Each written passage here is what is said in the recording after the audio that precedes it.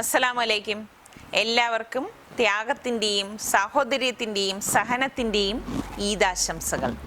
ഇപ്പോൾ നമ്മൾ ഒരു ആഘോഷത്തിൻ്റെ സാഹചര്യത്തിലല്ല. കാരണം നമ്മളുടെ പല സഹോദരങ്ങളും പലതരത്തിലുള്ള ദുരിതങ്ങൾ അനുഭവിച്ചു കൊണ്ടിരിക്കുന്ന ഒരു അവസ്ഥയിലാണ്.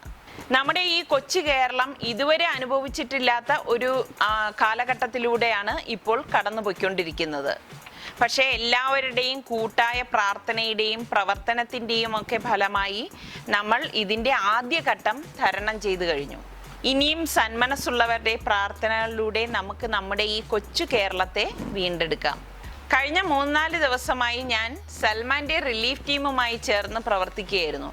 ഈ പ്രവർത്തനങ്ങളിൽ നമ്മുടെ നല്ലവരായ വ്യൂവേഴ്സിൻ്റെ കോൺട്രിബ്യൂഷനും ഉണ്ടായിരുന്നു. ഈ ഒരു അവസരത്തിൽ ഞാൻ നിങ്ങൾക്കെല്ലാവർക്കും ഒരിക്കൽ കൂടി നന്ദി രേഖപ്പെടുത്തുവാണ്. ഈ ദിവസങ്ങളിൽ വളരെ ഹൃദയസ്പർശിയായ പല അനുഭവങ്ങളും ഉണ്ടായിട്ടുണ്ട്.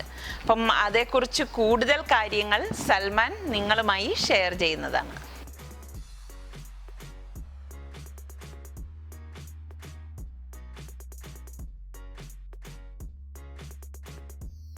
അസ്സലാമു അലൈക്കും. എല്ലാവർക്കും ഈദ് മുബാറക്. ഞാനിപ്പോൾ വന്നിരിക്കുന്നത് കഴിഞ്ഞ കുറച്ച് ദിവസങ്ങളിലുണ്ടായ എക്സ്പീരിയൻസ് ഷെയർ ചെയ്യാൻ വേണ്ടിയിട്ടാണ്. നമ്മുടെ ഇപ്പം ഡിസംബറിൽ ആക്ച്വലി നമുക്ക് ഓഖി ദുരന്തം ഉണ്ടായി ട്രിവാൻഡ്രം ഭാഗത്ത്. അത് ആ ഒരു ദുരന്തം ഒരു വളരെ കുറച്ചൊരു ഏരിയ മാത്രമാണ് ബാധിച്ചതെങ്കിലും നമുക്ക് ഇപ്പോൾ കാണുന്ന രീതിയിലെ ഒരു ഇൻവോൾവ്മെൻറ്റ് നമുക്ക് അന്ന് ചെയ്യാൻ കഴിഞ്ഞിരുന്നില്ല. അന്ന് നമ്മൾ മാക്സിമം നമ്മളാൽ കഴിയുന്ന അന്നത്തെ സഹായം എന്ന് വെച്ചാൽ നമുക്ക് ചെയ്യാൻ കഴിഞ്ഞത് അന്ന് ക്യാമ്പ് സെറ്റ് ചെയ്ത് കൊടുക്കാനും അന്ന് അവർക്ക് ഫുഡ് എത്തിച്ചു കൊടുക്കുക എന്നുള്ള ലെവലിൽ മാത്രമാണ് നമുക്ക് അന്ന് സഹായിക്കാൻ കഴിഞ്ഞത്. പക്ഷേ ഇപ്രാവശ്യം നമുക്ക് കുറച്ചുകൂടെ ഫുൾ ഫ്ലെഷ്ഡ് ആയിട്ട് കൂടുതൽ ആൾക്കാർക്ക് സഹായം എത്തുന്ന രീതിയിൽ നമുക്ക് മുന്നിട്ടിറങ്ങാൻ കഴിഞ്ഞു. നമ്മൾ ആഹാരം കൊടുക്കുന്നതും ക്യാമ്പിൽ ആവശ്യ സാധനങ്ങൾ എത്തിക്കുന്നതിലുപരി നമുക്ക് റെസ്ക്യൂ ഓപ്പറേഷൻസിൽ പങ്കെടുക്കാനും അവർക്കുള്ള ഫെസിലിറ്റീസ് തയ്യാറാക്കാനും നമുക്ക് ഇപ്രാവശ്യം സാധിച്ചു.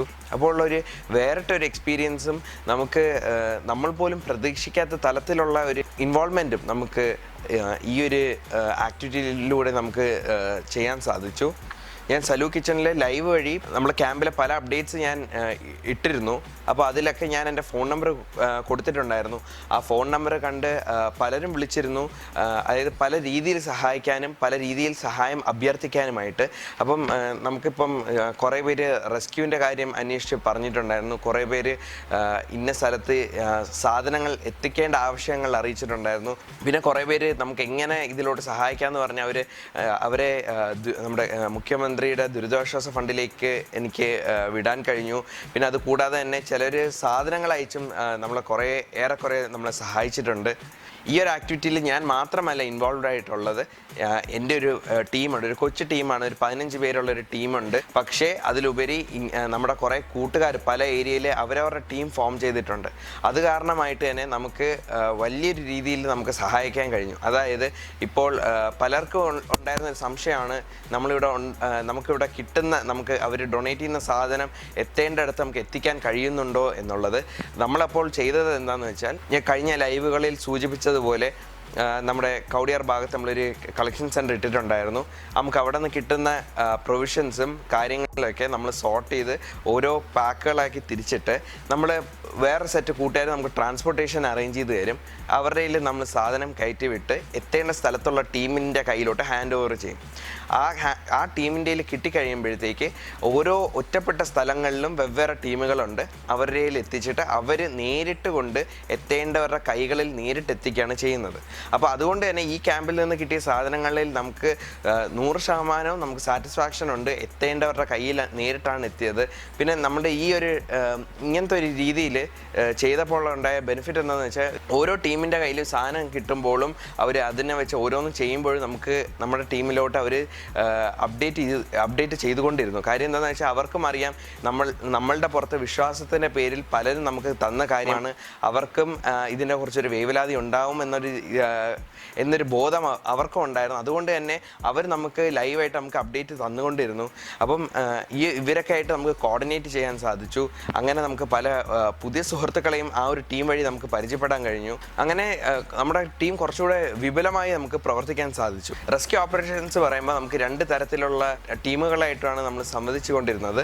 അതായത് നമുക്കൊരു ഗ്രൗണ്ട് നെറ്റ്വർക്കും ഉണ്ടായിരുന്നു, ഒരു എയർ നെറ്റ്വർക്കും ഉണ്ടായിരുന്നു. ഗ്രൗണ്ട് നെറ്റ്വർക്കിൽ മുൻപന്തിയിൽ നമ്മളെ ഹെൽപ്പ് ചെയ്തത് നമ്മുടെ ഹാം റേഡിയോ ഓപ്പറേറ്റേഴ്സ് ആണ്. കഴിഞ്ഞ ദിവസം ന്യൂസിലും അവരെക്കുറിച്ച് പറഞ്ഞിട്ടുണ്ടായിരുന്നു. ഹാം നെറ്റ്വർക്ക് എന്ന് പറയുന്നത് നമ്മുടെ ഇതേപോലെ ഹോബി ആമച്ചറിസ്റ്റ് ആയിട്ടുള്ള റേഡിയോ ഓപ്പറേറ്റേഴ്സ് ആണ്. നമ്മൾ ചെയ്യുന്നത് എന്താണെന്ന് വെച്ചാൽ, നമുക്കൊരു റെസ്ക്യൂവിന് ഒരു റിക്വസ്റ്റ് കിട്ടുമ്പോൾ നമ്മൾ പറയും ഒരു സ്പെസിഫിക് ഒരു ഫോർമാറ്റ് ഉണ്ട്. അതായത് ഇപ്പം ആ ഒരു ഏരിയയിൽ എത്ര പേരുണ്ട്, അവരുടെ ഏജ് ഗ്രൂപ്പ് എങ്ങനെയാണ്, അവർ ഏത് ഡിസ്ട്രിക്റ്റിലെയാണ്. കാര്യം എന്താണെന്ന് വെച്ചാൽ ഹാം ഓപ്പറേറ്റേഴ്സിന് അതനുസരിച്ചാണ് അവർ റിലേ ചെയ്യുന്നത്. അപ്പോൾ നമ്മുടെ ഗ്രൂപ്പിൽ ഒരു ചേട്ടനുണ്ടായിരുന്നു, അഭിജിത്ത് എന്നാണ് പുള്ളിയുടെ പേര്. പുള്ളിക്കാരനോട് നമുക്ക് കിട്ടുമ്പം നമ്മൾ പുള്ളിക്കാരനെ ഹാൻഡ് ഓവർ ചെയ്യുന്നു ഈ ഒരു ഇൻഫർമേഷൻ. അപ്പം അതാത് ഡിസ്ട്രിക്റ്റിലേക്ക് ഇദ്ദേഹം ഈ ഒരു ഇൻഫർമേഷൻ പാസ് ഓൺ ചെയ്യും. പാസ് ഓൺ ചെയ്ത ശേഷം എന്ത് സംഭവിക്കുമെന്ന് വെച്ചാൽ, അവർ നേരിട്ട് അവരുടെ ലോക്കൽ റെസ്ക്യൂ ടീംസിന് അവർ കൊടുക്കുകയാണ്. അതായത് ഒന്നെങ്കിൽ നേവി ആയിരിക്കും, അല്ലെങ്കിൽ ആർമി ആയിരിക്കും, അല്ലെങ്കിൽ പോലീസ് ആയിരിക്കും. ആരാണോ ആ ഒരു ഡിസ്ട്രിക്റ്റിലെ ലോക്കൽ റെസ്ക്യൂയിങ് മിഷന് വേണ്ടി ഇറങ്ങുന്നത് അവർക്ക് നേരിട്ട് ആ ഇൻഫർമേഷൻ കൊടുക്കുകയാണ്. അപ്പം അതുകൊണ്ട് തന്നെ നമുക്കിതിൽ മീഡിയേറ്ററായിട്ട് വേറെ ആരും ഇല്ല, ഈ ഒരു കമ്മ്യൂണിക്കേഷൻ മാത്രമാണുള്ളത്.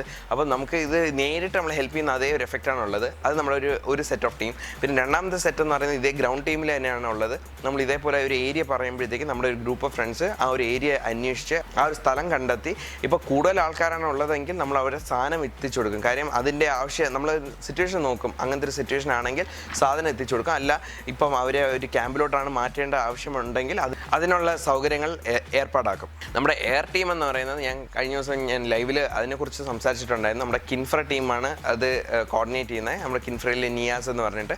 അപ്പം നമുക്ക് ഇങ്ങനത്തെ റിക്വസ്റ്റ് കിട്ടുകയാണെങ്കിൽ അവർ റെസ്ക്യൂ അല്ല, ആക്ച്വലി അവർ ഈ ഒറ്റപ്പെട്ട സ്ഥലങ്ങളിലേക്ക് പ്രൊവിഷൻസ് എത്തിക്കുക എന്നുള്ളതാണ്. ഒന്നുകിൽ മെഡിക്കൽ സപ്ലൈസ് അല്ലെങ്കിൽ ഫുഡ് എത്തിക്കുക എന്നുള്ളതാണ് അവരുടെ ചുമതല. അതായത് നമുക്കിപ്പോൾ ഇതേപോലെ റിക്വസ്റ്റ് വരുമ്പോൾ നമ്മൾ ഡീറ്റെയിൽസ് ഹാൻഡ് ഓവർ ചെയ്യും. ഇപ്പോൾ കഴിഞ്ഞ ദിവസം നമ്മുടെ സലു കിച്ചണിൽ നിന്ന് കുറേ റിക്വസ്റ്റിൽ ഒരെണ്ണം എന്ന് വെച്ചാൽ അവരുടെ ബന്ധു, അതായത് അപ്പച്ചനും അമ്മച്ചിയും അവരുടെ കാല് വയ്യാത്തവരായിരുന്നു. അതുകൊണ്ട് തന്നെ അവർക്ക് അവിടെ നിന്ന് രക്ഷപ്പെടാൻ പറ്റിയില്ല. കുറേ ദിവസം ഫുഡ് കിട്ടിയില്ല എന്നാണ് നമ്മൾ അറിയിച്ചിരുന്നത്. അവർക്കാണെങ്കിൽ അവരുടെ സാധാ ഫോണാണ്, അപ്പോൾ GPS കോർഡിനേറ്റ്സ് അറിയിച്ചു തരാൻ പറ്റില്ല. അപ്പോൾ അവരൊരു അഡ്രസ്സ് പറഞ്ഞു. അപ്പോൾ നമ്മൾ ബാക്കിയുള്ള ടീമായിട്ട് ഡിസ്കസ് ചെയ്ത ഏകദേശം ഒരു ഏരിയ കണ്ടുപിടിച്ചു. എന്നിട്ട് അവരുടെ ഒരു ബന്ധുവിനെ തന്നെ നമ്മൾ വിളിച്ചു പറഞ്ഞു ഇന്ന സ്ഥലത്ത് വന്ന് നിൽക്കണം എന്ന് പറഞ്ഞിട്ട് നമ്മുടെ ഹെലികോപ്റ്റർ ഇട്ട് അവർക്കുള്ള ആഹാരം നമ്മൾ എത്തിച്ചു കൊടുക്കുകയായിരുന്നു. അപ്പം ഇതേപോലെ തന്നെ പല റിക്വസ്റ്റുകൾ നമുക്ക് കിട്ടിയിട്ടുണ്ടായിരുന്നു. അപ്പോൾ അവർക്കെല്ലാം നമുക്ക് കിട്ടിയ റിക്വസ്റ്റ് എല്ലാം മാക്സിമം തന്നെ നമുക്ക് അറ്റൻഡ് ചെയ്യാൻ ശ്രമിച്ചിട്ടുണ്ട്. അതുകൂടാതെ തന്നെ ഇപ്പം ഈ ഓരോരുത്തർ നമ്മൾ റെസ്ക്യൂ എത്തിച്ച് നമുക്ക് ഫീഡ്ബാക്ക് കിട്ടാറുണ്ട്, അവർക്ക് റെസ്ക്യൂ ആയിട്ടുണ്ടെന്നുള്ളത്. പലരും അത് നമ്മൾ നേരിട്ട് വിളിച്ചും പറഞ്ഞിട്ടുണ്ട്. അപ്പോൾ ആ കാര്യത്തിലൊക്കെ വളരെ സന്തോഷമുണ്ട്. ഇതൊന്നും ആക്ച്വലി നമ്മൾ പ്രതീക്ഷിക്കുന്ന പോലും ഇല്ല, നമ്മൾ ഈ ഒരു തലത്തിൽ നമ്മൾ എത്തുമെന്നോ ഇങ്ങനെ നമുക്ക് സഹായിക്കാൻ പറ്റുമോ എന്നുള്ളത്. പക്ഷേ ദൈവം സഹായിച്ച് നമുക്കെല്ലാം കൂടെ നമുക്ക് ഒരുമിച്ച് നിന്ന് ഇങ്ങനത്തെ ഒരു ഹെൽപ്പ് തന്നെ നമുക്ക് ചെയ്യാൻ കഴിഞ്ഞു. ഞാൻ ഈ ഒരു റിലീഫ് ആക്ടിവിറ്റിയിൽ നമ്മൾ തുടങ്ങിയത് ആദ്യം താലൂക്ക് ഓഫീസിൻ്റെ ഭാഗത്തായിരുന്നു. അന്ന് വാപ്പായും സഹായിക്കാനായിട്ട് ഫുൾ ടൈം കൂടെ ഉണ്ടായിരുന്നു. അന്ന് നമ്മൾ ചെയ്തതെന്ന് വെച്ചാൽ നമ്മൾ അവിടുത്തെ താലൂക്കിലെ ഓഫീസിൽ നിന്ന് നമുക്ക് റിക്വയർമെൻറ്റ് പറയും ഓരോ ക്യാമ്പിൽ എന്തൊക്കെയാണ് വേണ്ടത്. അപ്പോൾ അതനുസരിച്ച് കോർഡിനേറ്റ് ചെയ്താണ് നമ്മൾ ഹെൽപ്പ് ചെയ്തുകൊണ്ടിരുന്നത്. അവിടെയും ഇതേപോലെ തന്നെ ഗവൺമെൻറ് ഉദ്യോഗസ്ഥരും അവിടുത്തെ ക്ലറിക്കൽ സ്റ്റാഫായാലും അവിടുത്തെ സ്റ്റാഫ് താലൂക്ക് ഓഫീസിലെ എല്ലാ സ്റ്റാഫും വളരെ ഹെൽപ്ഫുള്ളായിരുന്നു. അവർ എല്ലാം നമുക്ക് കൃത്യമായിട്ട് അറിയിച്ചു. നമ്മൾ സാധനം കൊണ്ടെത്തുമ്പോൾ അവർ കൃത്യമായിട്ട് സോർട്ട് ചെയ്ത് അവർ അറേഞ്ച് ചെയ്ത് നമുക്ക് അതിനുള്ള ഫീഡ്ബാക്ക് തരും. ഇത് ഇനി എന്താണ് വേണ്ടതെന്നുള്ള രീതിയിൽ അവരും നമുക്ക് അപ്ഡേറ്റ് തന്നുകൊണ്ടിരുന്നു. അത് കഴിഞ്ഞിട്ടാണ് നമ്മളിപ്പം 4 ദിവസമായിട്ട് നമ്മളിപ്പം കൗടിയാർ ഭാഗത്ത് നമ്മൾ ക്യാമ്പ് ഇട്ട് നമ്മൾ കുറേ ഫേസ്ബുക്കിലൊരു കൂട്ടായ്മയിലെ കൂട്ടുകാർ ചേർന്ന് നമ്മൾ തുടങ്ങിയത്. അവിടെയും നമുക്ക് നല്ല റെസ്പോൺസാണ് കിട്ടിയത്. പിന്നെ നമ്മുടെ ആ ഒരു കളക്ഷൻ സെൻറ്ററിൻ്റെ പ്രത്യേകത എന്ന് വെച്ചാൽ നമ്മൾ അവിടെ സാധനം വെച്ചിരിക്കത്തില്ല. അത് നമുക്ക് കിട്ടുന്ന അനുസരിച്ച് നമ്മൾ അതിനെ സോർട്ട് ചെയ്ത് പാക്ക് ചെയ്ത് അന്ന് തന്നെ നമ്മൾ വണ്ടി കയറ്റി എത്തേണ്ട സ്ഥലത്ത് എത്തിക്കുക എന്നുള്ളതായിരുന്നു. അതായത് ഒരു ഇൻസ്റ്റൻറ്റ് ഡിസ്ട്രിബ്യൂഷൻ സെൻറ്റർ പോലെയാണ് നമ്മൾ പ്രവർത്തിച്ചുകൊണ്ടിരുന്നത്. അപ്പോൾ നമ്മുടെ സിറ്റിയിൽ തന്നെ ഏകദേശം 60ഓളം കളക്ഷൻ സെൻറ്റേഴ്സ് ഉണ്ട്. അവരെല്ലാം അവരാൽ കഴിയുന്ന രീതിയിൽ അവർ ഓരോ സാധനങ്ങൾ കളക്ട് ചെയ്ത് പ്രൊസീഡ് ചെയ്യുന്നുണ്ട്.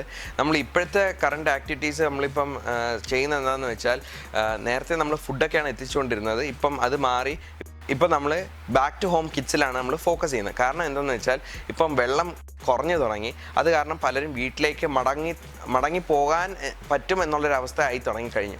പക്ഷേ അതിൽ പ്രശ്നം എന്ന് വെച്ചാൽ അവരുടെ വീടൊക്കെ അത്രയും വൃത്തികേടായിട്ട് കിടക്കുകയാണ്. അപ്പോൾ അത് ക്ലീൻ ചെയ്യാനുള്ള ക്ലീനിങ് സൊല്യൂഷനും കാര്യങ്ങളും, പിന്നെ അത് കൂടാതെ തന്നെ അവർക്ക് വീണ്ടും പാചകം ചെയ്ത് തുടങ്ങാനുള്ള അരിയും സാധനങ്ങളും ഒക്കെയാണ് നമ്മൾ എത്തിച്ചു കൊടുക്കുന്നത്. അതായത് അവർക്ക് വേറെ ബുദ്ധിമുട്ടൊന്നും ഇല്ലാതെ വീണ്ടും തിരിച്ച് അവരുടെ ജീവിതത്തിലേക്ക് പഴയതുപോലെ തിരിച്ചെത്താനുള്ള ഒരു സൗകര്യം എന്നുള്ള രീതിയിലാണ് നമ്മളിപ്പോൾ പ്രൊസീഡ് ചെയ്തുകൊണ്ടിരിക്കുന്നത്. ട്രിവാൻഡ്രത്തെ എല്ലാ ക്യാമ്പ്സും ഇപ്പോൾ ഈ ഒരു പർട്ടിക്കുലർ ആക്ടിവിറ്റിയിലാണ് ഇപ്പോൾ ഫോക്കസ് ചെയ്യുന്നത്. അതായത് നമ്മൾ ഫസ്റ്റ് ഘട്ടം കഴിഞ്ഞു, ഇപ്പോൾ നമ്മൾ അങ്ങനത്തെ രണ്ടാമത്തെ ഘട്ടത്തിലേക്ക് നമ്മൾ കടന്നിരിക്കുകയാണ്. അപ്പോൾ ഇനിയും നമ്മൾ ഇതേപോലെ എല്ലാവരും സഹായിച്ചാൽ മാത്രമേ നമ്മൾ ഇനി ആ രണ്ടാമത്തെ ഘട്ടവും നമ്മൾ തരണം ചെയ്ത് മുന്നോട്ട് പോവുകയുള്ളൂ. നമ്മുടെ ഒരു ബേസിക് എസ്റ്റിമേഷൻ വെച്ച് നമ്മൾ ഏകദേശം 1 കോടി രൂപയോളം സാധനം നമ്മൾ ഡിസ്ട്രിബ്യൂട്ട് ചെയ്തിരിക്കുകയാണ്. നമ്മളിത് 11 കൺസൈൻമെൻ്റ് ആണ് നമ്മൾ മൊത്തം ഇതുവരെ നമ്മൾ അയച്ച് കൊടുത്തത്. പിന്നെ എടുത്തു പറയേണ്ട ഈ 11 കൺസൈൻമെൻറ്റ് കൂടാതെ നമുക്ക് ഇടയ്ക്ക് വെച്ചൊരു സഡൻ റിക്വയർമെൻറ്റ് വന്നു, ചെങ്ങന്നൂർ ഭാഗത്തേക്ക് കുടിക്കാനായിട്ട് ബോട്ടിൽഡ് വാട്ടേഴ്സ് വേണമെന്ന് പറഞ്ഞിട്ട്. അപ്പോൾ അന്ന് നമ്മൾ ചെയ്ത ട്രെയിൻ കയറ്റി വിടാനാണ് നമ്മൾ പ്ലാൻ ചെയ്തത്. വൈകുന്നേരം ചെങ്ങന്നൂർ ഭാഗത്തേക്ക് പോകുന്ന ഒരു ട്രെയിൻ ഉണ്ടായിരുന്നു. നമ്മൾ അന്ന് വെള്ളം കയറ്റി കൊടുക്കാനായിട്ട് നമ്മളവിടെ എത്തിയതും ട്രെയിൻ പോകാൻ ഏകദേശം ടൈമായി. എന്നാലും നമ്മൾ കയറ്റിക്കൊണ്ടിരുന്നു. ട്രെയിൻ ആക്ച്വലി എടുത്തു തുടങ്ങി. പക്ഷേ നമുക്കിപ്പം വെള്ളം എത്തിച്ചേ മതിയാവും എന്നുള്ളത് കൊണ്ട് തന്നെ നമ്മൾ ലോഡ് ചെയ്തുകൊണ്ടിരുന്നു. ഇത് നമ്മുടെ ട്രെയിൻ ഓപ്പറേറ്ററും കണ്ടു, ഗാർഡും കണ്ടു. അവർ അപ്പം തന്നെ നമുക്ക് വേണ്ടി ട്രെയിൻ അപ്പം തന്നെ അവർ നിർത്തി തന്നു. എന്നിട്ട് നമ്മൾ ലോഡിങ് തീരുന്നത് വരെ അവർ ആക്ച്വലി ട്രെയിൻ നമുക്ക് വേണ്ടി ഹോൾട്ട് ചെയ്തു തന്നു. അതിൽ ആൾക്കാരും ഇതായിട്ട് നമ്മൾ സഹകരിച്ച് അവരും ഹെൽപ്പ് ചെയ്തു ഈ ലോഡ് ചെയ്യാനായിട്ട്. അപ്പോൾ ഇങ്ങനെ നോക്കുകയാണെങ്കിൽ പലരും നമ്മളിപ്പോൾ റെയിൽവേ ഒക്കെ ഇങ്ങനെ നമുക്ക് വേണ്ടി ഇങ്ങനെ ട്രെയിൻ നിർത്തി തരുമെന്ന് നമ്മൾ ഒരിക്കലും പ്രതീക്ഷിക്കുന്നില്ല. പക്ഷേ അതേപോലെയാണ് എല്ലാവർക്കും ഇതിൻ്റെ ഗാഢത ശരിക്കും മനസ്സിലായിട്ടുണ്ട്. അവരെല്ലാവരും അവരാൽ കഴിയുന്ന രീതിയിൽ ഇതിൽ ഇൻവോൾവ് ആവുകയായിരുന്നു. ഇതുവരെ നമ്മൾ കണ്ടതിൽ വെച്ച് ഏറ്റവും എടുത്തു പറയേണ്ട ഒരു കൂട്ടം ആൾക്കാരുണ്ട്. നമ്മുടെ തീരദേശത്തെ മത്സ്യത്തൊഴിലാളികളായ നമ്മുടെ സഹോദരങ്ങൾ. അവരുടെ ഉപജീവന മാർഗ്ഗമൊക്കെ ഉപേക്ഷിച്ചിട്ട് ഇതിനായിട്ട് അവരുടെ ബോട്ടുമായി നമ്മുടെ പല സ്ഥലങ്ങളിൽ ആലപ്പുഴ ഭാഗങ്ങളിലൊക്കെ അവർ നേരിട്ടിറങ്ങി അവർ സഹായിക്കുകയായിരുന്നു. അവരും ഒരു രാപ്പകലില്ലാതെ തന്നെ അവർ മാക്സിമം അവരുടെ ഭാഗത്തു നിന്നും എത്ര ചെയ്യാൻ പറ്റുമോ അത്രമാത്രം രക്ഷാപ്രവർത്തനങ്ങളിൽ ഏർപ്പെടുകയായിരുന്നു. അതേപോലെ തന്നെയാണ് നമ്മുടെ കേരള പോലീസ്, പിന്നെ നമ്മുടെ നേവി ആയാലും എയർഫോഴ്സ് ആയാലും ആർമി ആയാലും എല്ലാവരും ഇതിൽ മാക്സിമം അവരാൽ പറ്റുന്ന രീതിയിൽ ഇൻവോൾവ് ആയിട്ടുണ്ട്. പിന്നെ അതുകൂടാതെ തന്നെ നമ്മുടെ ഗവൺമെൻറ് ഉദ്യോഗസ്ഥർ, നമ്മുടെ സന്നദ്ധ സംഘടനകൾ, NGOs, പിന്നെ നമ്മുടെ കളക്ട്രേറ്റ് സ്റ്റാഫ്, എല്ലാ ഡിസ്ട്രിക്റ്റിലെ കളക്ടേഴ്സ്, മേയേഴ്സ്, ഇവരൊക്കെ മുന്നിട്ടിറങ്ങി നമ്മളെ എല്ലാവരും ഈ ഒരു അവസ്ഥ നമുക്ക് എങ്ങനെയും തരണം ചെയ്യണം എന്നുള്ള ലക്ഷ്യത്തോടെ ഒറ്റക്കെട്ടായി പ്രവർത്തിക്കുകയായിരുന്നു. പിന്നെ ഇങ്ങനൊരു ദുരിതം സംഭവിച്ചിട്ട് പോലും, അതായത് ഇതിനെ കാറ്റഗറൈസ് ചെയ്തിരിക്കുന്ന ലെവൽ 3 കലാമിറ്റി എന്നാണ് പറഞ്ഞിരിക്കുന്നത്. എന്നിട്ട് പോലും ഇത് വളരെ പെട്ടെന്ന് തന്നെ നമ്മൾ റിക്കവർ ചെയ്തുകൊണ്ടിരിക്കുകയാണ്. ഇതിൽ വേറൊരു പങ്ക് വഹിച്ച ഒരു കൂട്ടരെ ഇപ്പോൾ പറയാൻ വിട്ടുപോയി, നമ്മുടെ പ്രവാസികൾ. അവരും നമ്മളെ ശരിക്കും സഹായിച്ചിട്ടുണ്ട് പല രീതികളിൽ. ഇപ്പോൾ നമ്മുടെ മുഖ്യമന്ത്രി ഫണ്ടിലേക്ക് അവർ സഹായിച്ചിട്ടുണ്ട്, അല്ലാതെ അവർ നേരിട്ട് സാധനങ്ങൾ കാർഗോയായി സഹായിച്ചിട്ടുണ്ട്. അപ്പോൾ ഇങ്ങനെ പല രീതിയിൽ നമുക്ക് സഹായങ്ങൾ കിട്ടിയിട്ടുണ്ട്. നമ്മുടെ സലു കിച്ചൺ വ്യൂവേഴ്സിനെ ഇഷ്ടംപോലെ പേര് നമ്മൾ സഹായിച്ചു. അപ്പം എല്ലാവരും ഒറ്റക്കെട്ടായി നിന്ന് നമുക്ക് കേരളത്തെ പൂർവ്വസ്ഥിതിയിൽ പെട്ടെന്ന് തന്നെ നമുക്ക് എത്തിക്കാം. അപ്പോൾ എല്ലാവർക്കും ഒരിക്കൽ കൂടി ഈദ് ആശംസകൾ.